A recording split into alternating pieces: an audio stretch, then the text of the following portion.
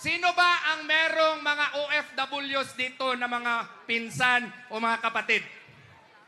Gusto rin ni Pastor na mag-introduce ng batas na Continuing Education and Entrepreneurial Act. Anong ibig sabihin nun?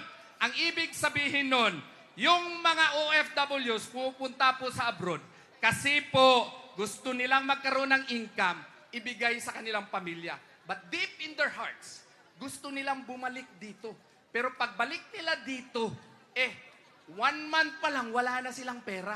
So kailangan doon sa abroad, pwede na silang bigyan ng edukasyon para magkaroon sila ng sariling diploma, i-train sila ng entrepreneurial skills para alam na nila ang proper na pagnegosyo para pagbalik nila dito, ready na sila para makabalik at merong disenteng panghanap buhay dito sa ating bansa.